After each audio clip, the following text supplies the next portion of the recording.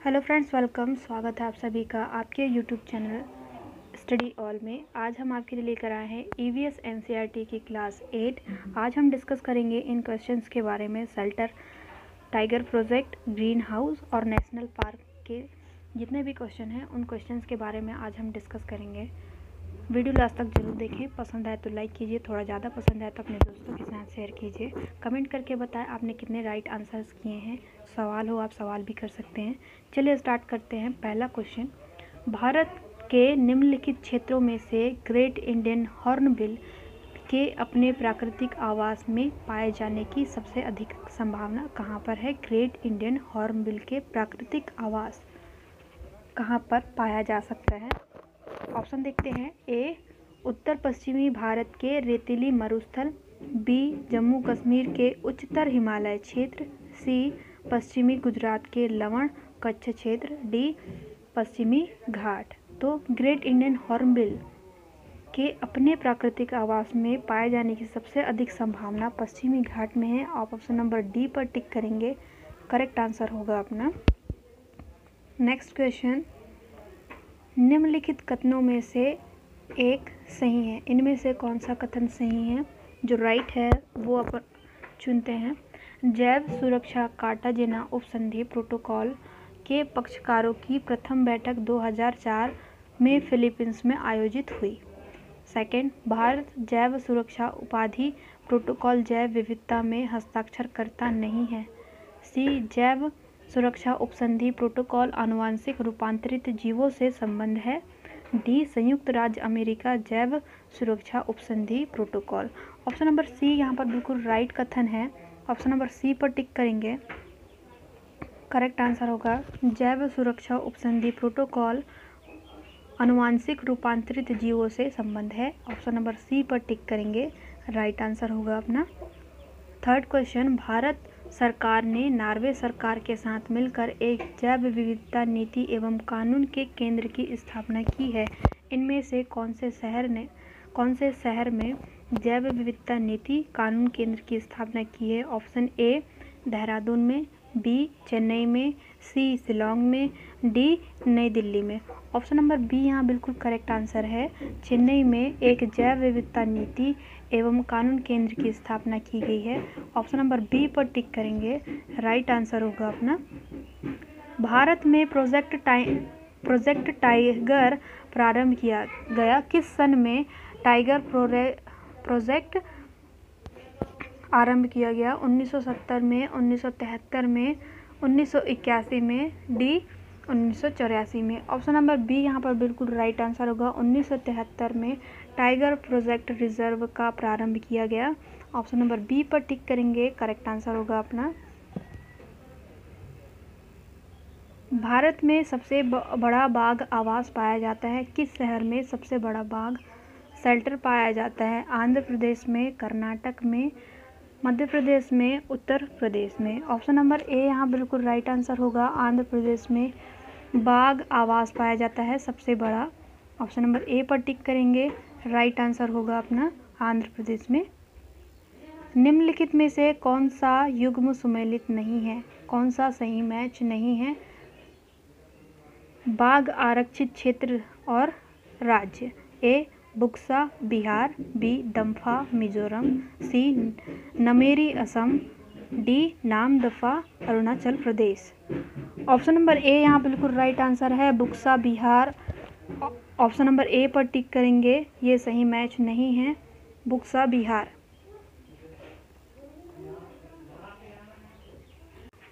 सातवां क्वेश्चन, निम्नलिखित में से कौन सा बाघ आरक्षित क्षेत्र 2 राज्यों में विस्तृत है? ए, कान्हा।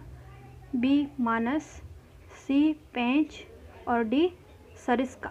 ऑप्शन नंबर सी यहाँ पर बिल्कुल राइट आंसर है, पेंच, जो 2 राज्यों में विस्तृत है। ऑप्शन नंबर सी पर टिक करेंगे, राइट आंसर होगा अपना पेंच। सी पर टिक करें, करेक्ट आंसर होगा अपना। बाघों का प्रमुख रिजर्व सरिस्का किस राज्य में अवस्थित है? सरिस्का रिजर्व सरिस्का उत्तर प्रदेश में, राजस्थान में, उत्तराखंड में, मध्य प्रदेश में। ऑप्शन नंबर बी यहाँ पर बिल्कुल राइट आंसर होगा। रिजर्व रसिस्का राजस्थान में है। ऑप्शन नंबर बी पर टिक करेंगे आप, करेक्ट आंसर होगा अपना। नेक्स्ट 9 क्वेश्चन, निम्नलिखित में से किसे हाल ही में टाइगर रिजर्व घोषित किया गया है? करंट में ही टाइगर रिजर्व घोषित किया गया है।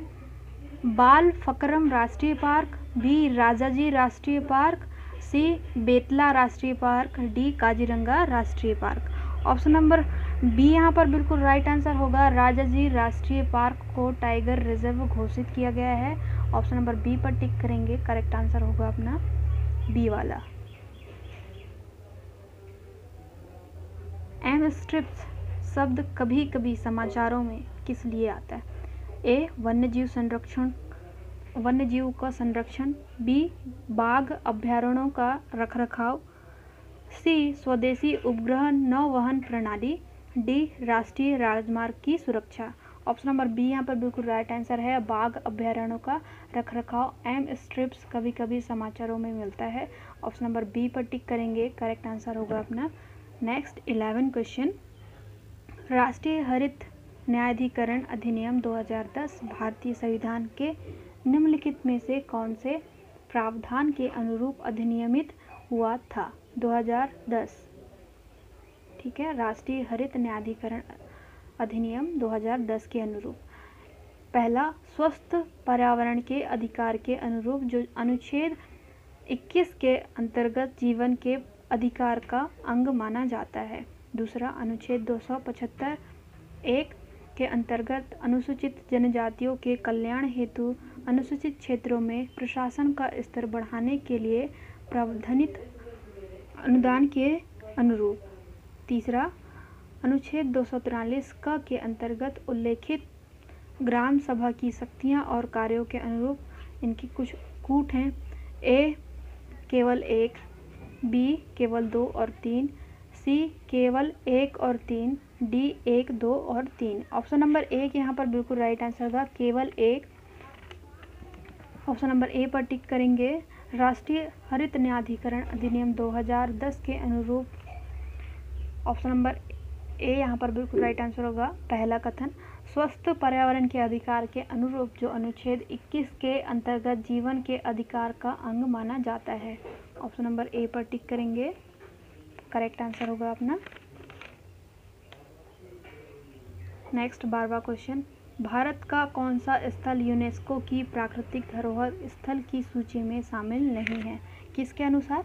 यूनेस्को के अनुसार प्राकृतिक धरोहर स्थल सूची में शामिल नहीं है, एड ऑन नहीं है। नंदा देवी अभ्यारण्य उद्यान, मानस अभ्यारण्य, सुंदरबन राष्ट्रीय उद्यान, जिम कॉर्बेट राष्ट्रीय उद्यान। ऑप्शन नंबर डी यहाँ पर बिल्कुल करेक्ट आंसर है। यूनेस्को की प्राकृतिक धरोहर स्थल की सूची में जिम कॉर्बेट राष्ट्रीय उद्यान शामिल नहीं है। ऑप्शन नंबर डी पर टिक करेंगे, करेक्ट आंसर होगा अपना। नेक्स्ट 13 क्वेश्चन, भारत में वन संरक्षण अधिनियम कब पारित किया गया? भारत में वन संरक्षण अधिनियम किस सन में पारित किया गया? वर्ष 1972 में, वर्ष 1986 में, वर्ष 1980 में, वर्ष 2002 में। ऑप्शन नंबर सी यहाँ पर बिल्कुल राइट आंसर होगा, वर्ष 1980 में भारत में वन संरक्षण अधिनियम वर्ष पारित किया गया। ऑप्शन नंबर सी पर टिक करेंगे, करेक्ट आंसर होगा अपना। नेक्स्ट 14 क्वेश्चन, निम्नलिखित में से सबसे ऊंचा राष्ट्रीय उद्यान है? नामदफा, कंचनजंगा, मानस और डी है great Himalayan national park. Option number A यहाँ पर बिल्कुल राइट आंसर होगा, नामदफा सबसे ऊंचा राष्ट्रीय उद्यान है। ऑप्शन नंबर ए पर टिक करेंगे, नामदफा करेक्ट आंसर होगा अपना। नेक्स्ट 15 क्वेश्चन, किस अधिनियम के अंतर्गत पारिस्थितिक रूप में संवेदनशील क्षेत्र घोषित किए जाते हैं? ए संरक्षण अधिनियम 1980 द्वारा, बी जैव विविधता अधिनियम 2002 द्वारा, सी पर्यावरण संरक्षण अधिनियम 1986 द्वारा, डी वन्यजीव संरक्षण अधिनियम 1972 द्वारा। ऑप्शन नंबर सी यहाँ पर बिल्कुल राइट आंसर है, पारिस्थितिकी रूप में संवेदनशील क्षेत्र घोषित किए जाते हैं पर्यावरण संरक्षण अधिनियम 1986 द्वारा। ऑप्शन नंबर सी पर टिक करेंगे, करेक्ट आंसर होगा अपना। नेक्स्ट 16 क्वेश्चन, कस्तूरी मृग परियोजना की शुरुआत निम्नलिखित में से किस अभ्यारण्य से की गई? इनमें से कौन से अभ्यारण्य से कस्तूरी मृग परियोजना की स्थापना की गई? शुरुआत की गई? केदारनाथ अभ्यारण्य से, शिकारी देवी अभ्यारण्य से, बद्रीनाथ अभ्यारण्य से, डी मानस अभ्यारण्य से। ऑप्शन नंबर ए यहाँ पर बिल्कुल राइट आंसर होगा। केदारनाथ अभ्यारण्य से कस्तूरी मृग परियोजना की शुरुआत की गई। ऑप्शन नंबर ए पर टिक करेंगे, करेक्ट आंसर होगा अपना। नेक्स्ट क्वेश्चन, क्षेत्रफल की दृष्टि से भारत का सबसे बड़ा टाइगर रिजर्व है? क्षेत्रफल की दृष्टि से Sariska tiger reserve, B Pench tiger reserve, C Nagarjuna Sagar और D Kanha tiger reserve. Option number C यहाँ पर बिल्कुल राइट आंसर होगा। नागार्जुन सागर सबसे बड़ा टाइगर रिजर्व है क्षेत्रफल की दृष्टि से। ऑप्शन नंबर सी पर टिक करेंगे, करेक्ट आंसर होगा अपना। नेक्स्ट क्वेश्चन, निम्नलिखित युग्मों पर विचार कीजिए। A Orang tiger reserve Mizoram, B Pakke tiger reserve Arunachal Pradesh, C Achanakmar tiger reserve Chhattisgarh और 4 Amrabad tiger reserve Telangana.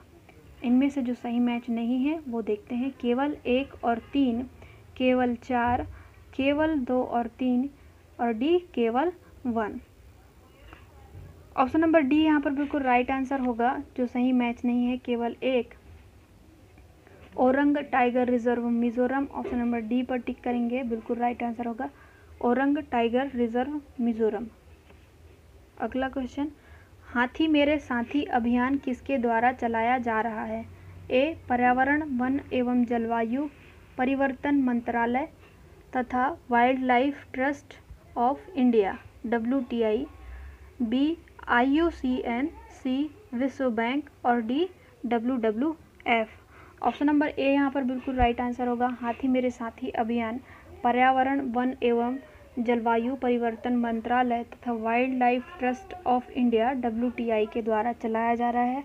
Option number A पर टिक करेंगे, करेक्ट आंसर होगा अपना। अगला क्वेश्चन, भारतीय जीव जंतु कल्याण बोर्ड मुख्यालय कहाँ है? भारतीय जीव जंतु कल्याण बोर्ड कहाँ है? नई दिल्ली में, चेन्नई में, कोलकाता में, हैदराबाद में। तो भारतीय जीव जंतु कल्याण बोर्ड चेन्नई में है। ऑप्शन नंबर बी पर टिक करेंगे, करेक्ट आंसर होगा अपना। नेक्स्ट क्वेश्चन, हरित गृह प्रभाव का अर्थ है? ए वायुमंडल में ग्रीन हाउस गैसों की घनीकरण के कारण वायुमंडल के तापमान का बढ़ना, बी बढ़े हुए तापमान में सब्जियों तथा फूलों का उत्पादन, सी शीशे के मकानों में खाद्य फसलों का उत्पादन, डी उपयुक्त में से कोई नहीं। तो हरित गृह प्रभाव का अर्थ है ऑप्शन नंबर ए यहाँ पर बिल्कुल राइट आंसर होगा। वायुमंडल में ग्रीन हाउस गैसों के घनीकरण के कारण वायुमंडल के तापमान का बढ़ना।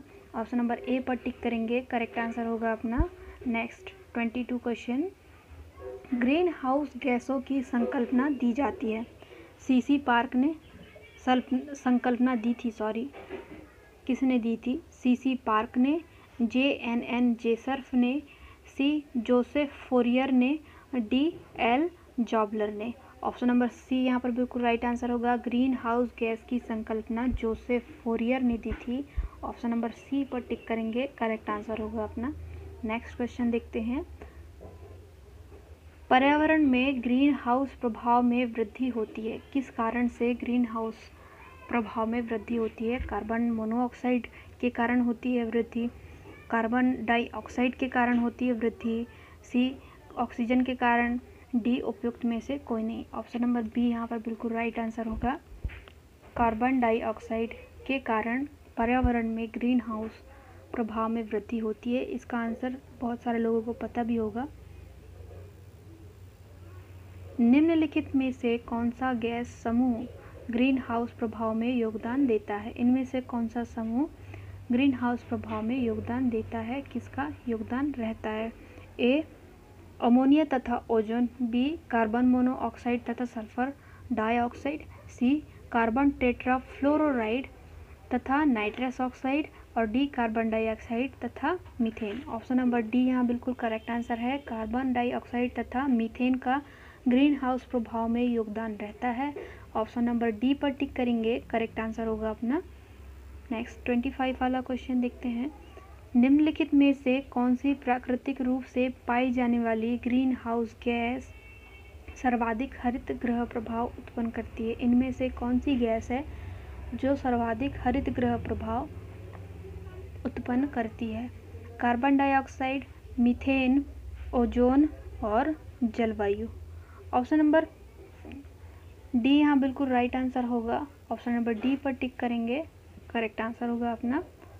नेक्स्ट क्वेश्चन, निम्नलिखित में से कौन सा या कौन से वैश्विक तापमान ग्लोबल वार्मिंग के लिए उत्तरदायी है? इनमें से कौन सी गैस है जो ग्लोबल वार्मिंग के लिए उत्तरदायी है? मीथेन, कार्बन डाइऑक्साइड, जलवाष्प, उपयुक्त सभी।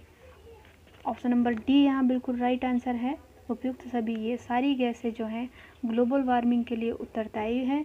ऑप्शन नंबर डी पर टिक करेंगे, करेक्ट आंसर होगा अपना। अगला क्वेश्चन, इनमें से कौन सी हरित गृह गैस नहीं है? इनमें से हरित गृह गैस नहीं है। CH4, जलवायु, SO2 और N2O। ऑप्शन नंबर सी यहाँ बिल्कुल राइट आंसर है। जो हरित गैस नहीं है SO2 पर टिक करेंगे, करेक्ट आंसर होगा अपना ऑप्शन नंबर सी। वायु में कार्बन डाइऑक्साइड की बढ़ती हुई मात्रा से वायुमंडल का तापमान धीरे धीरे बढ़ रहा है, क्योंकि कार्बन डाइऑक्साइड, पहला कथन है, वायु में उपस्थित जलवायु को अवशोषित कर उसकी ऊष्मा को संचित करती है। बी, सौर विकिरण के पराबैंगनी अंश को अवशोषित करती है। सी, संपूर्ण सौर विकिरण को अवशोषित करती है।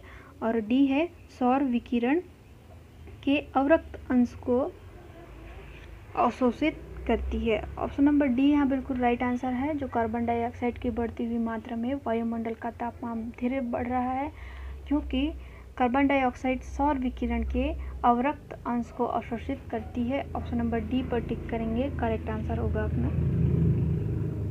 29, निम्नलिखित गैसों में कौन सी एक गैस पृथ्वी पर जीवन के लिए हानिकारक और लाभदायक दोनों है? इनमें से कौन सी गैस है जो पृथ्वी पर जीवन के लिए हानिकारक भी है और लाभदायक भी है? ऑप्शन देखते हैं, oxygen, ozone, nitrogen, carbon dioxide. Option number D पर टिक करेंगे, कार्बन डाइऑक्साइड हानिकारक भी है और नुकसानदायक भी है। ऑप्शन नंबर डी पर टिक करेंगे, करेक्ट आंसर होगा अपना। नेक्स्ट 30 क्वेश्चन, निम्नलिखित में से कौन से जलवायु परिवर्तन के प्रमुख कारक हैं? जीवाश्मिक ईंधन का अधिकाधिक प्रचलन। दूसरा, तेल चलित स्वचालित की संख्या विस्फोट। तीसरा, सौर धितक में वृद्धि।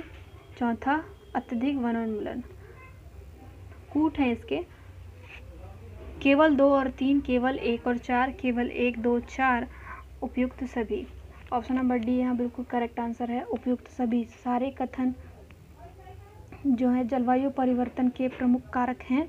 जीवाश्मिक ईंधन का अधिकाधिक प्रचलन, तेल चालित स्वचालितों की संख्या विस्फोट।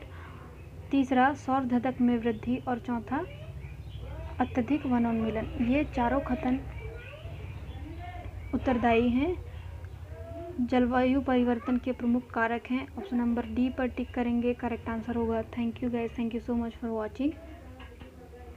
Have a good day.